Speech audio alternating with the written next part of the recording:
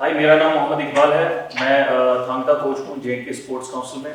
आज मैं आप लोगों के सामने थांगता की डिस्क्रिप्शन के बारे में बताऊंगा, थांगता की हिस्ट्री के बारे में बोलूँगा, या थांगता के rules and regulation, playing methods, training methods, warm up, जारीज warm up as well as the specific warm up.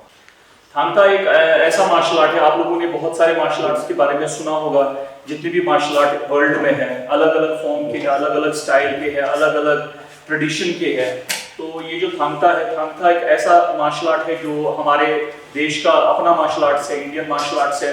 आपने यूजुअली जितने भी मार्शल आर्ट देखे हैं उसमें आप लोगों ने किक पंच के सिवा कुछ नहीं देखा होगा, लेकिन थांगता एक वाहिद ऐसा मार्शल आर्ट है जिसमें आप वेपन देखोगे, उसमें स्वर्ड्स होते हैं, उसमें स्टिक्स यूज होते हैं, उसमें बाला यूज होते हैं, उसमें उसके साथ साथ शील्ड्स यूज होते हैं, चुंगा यूज होते हैं। तो ये जो आज का लेसन है हमारा थांगता के बारे में, तो वो जो मैं आप लोगों के सामने बताऊंगा ताकि आप लोग थांगता के बारे में और जानो।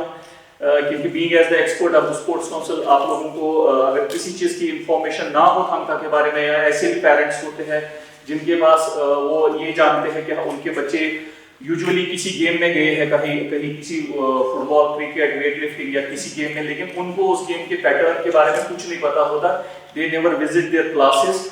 तो इसीलिए ये जो स्पोर्ट्स काउंसिल ने इनिशिएट लिया है, ये एक ह्यूज इनिशिएट है, ग्रैंड इनिशिएट है, और ये बहुत अच्छा इनिशिएट है ताकि घर घर में ये वीडियो पहुंच जाए और लोगों को पता चले अलग अलग गेम के बारे में जो स्पोर्ट्स काउंसिल ने इनिशिएट्स लिए हैं।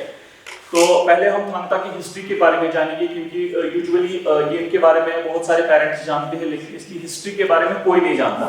तो थांगता ऐसा मार्शल आर्ट है, इसकी जो ये ट्रेस हुआ है 17वीं सेंचुरी में, लेकिन 1950 में इसकी जो कंफर्मेशन हो गई है कि ये मार्शल आर्ट है।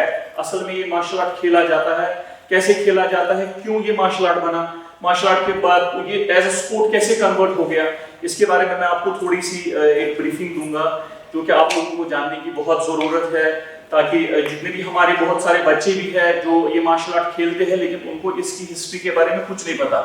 लेकिन इसकी हिस्ट्री ऐसी है कि 17वीं सेंचुरी में इसका ये पैदाइश हो गई है, बहुत रिच हिस्ट्री है इसकी। उसके बाद 1950 में इसकी कंफर्मेशन हो गई है, that was developed by Shri Rajkumar Sanyal Singh. He was the king at the time of Manipur. Martial art ये जो थांगता है, थांगता इसलिए बना था क्योंकि पहले ब्रिटिश ने मणिपुर पे उन्होंने उनका लैंड ग्रैब किया था। तो उन्होंने वहाँ के जो उस टाइम के किंग थे 17वीं सेंचुरी के, उन्होंने बोला कि हम कैसे अपने लैंड को सेफ गार्ड करेंगे। तो उन्होंने लैंड को सेफ गार्ड करने के लिए उन्होंने एक इंटरनल फोर्स बनाई है, जो कि जब ब्रिटिश को पता चला कि हमारे खिलाफ एक साजिश चल रही है, हमको इस मणिपुर से वापस निकालने की कोशिश चल रही है, दे बैन दिस मार्शल आर्ट। तो उन्होंने कंप्लीटली बैन लगा लिया इस मार्शल आर्ट को, ताकि कोई भी बंदा ये मार्शल आर्ट ना सीखे। उनको से उस टाइम पे ये मार्शल आर्ट नहीं था, उस टाइम ये एक वे ऑफ सेल्फ डिफेंस था। क्योंकि आपको पता होगा कि 17 सेंचुरी में कोई बंदूक या ऐसी मॉडर्न टेक्नोलॉजी नहीं थी। उन दिनों वो तलवारों की जंग चलते थे, तो उन्होंने तलवारें, लोहे की तलवारें बना के अंग्रेजों को अपनी लैंड से बाहर पीछे वापस खड़े रखा।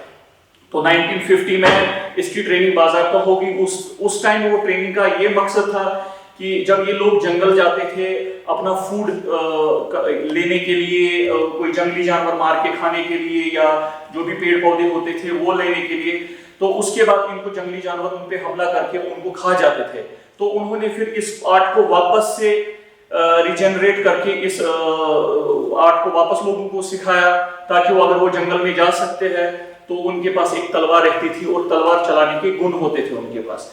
तो फाइनली फिर उसको आहिस्ता आहिस्ता लोगों ने समझा कि ये हमारे लिए एक बहुत जरूरी है, क्योंकि ये एक मिताई कम्युनिटी थी वहां पे मणिपुर में जिन्होंने इस मार्शल आर्ट को डेवलप किया और आगे बढ़ा दिया। और 1990 में जब इसको हमारे जो ग्रैंड मास्टर है श्री प्रेम कुमार सिंह जी, तो he is the grand master for world Thangta federation, और उन्होंने इस स्पोर्ट को, इस थांगता को एज अ स्पोर्ट कन्वर्ट किया।